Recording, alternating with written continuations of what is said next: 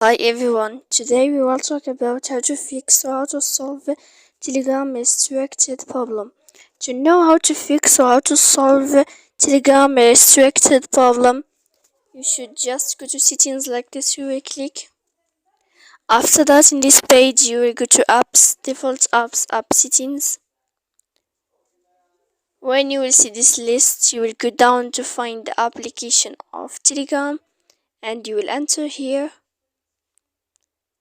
Then in this page you will go to click for stop.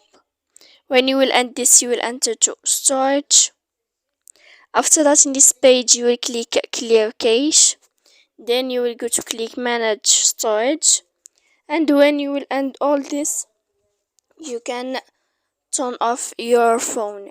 So please don't forget to support us by like and subscribe. See you next time in another video.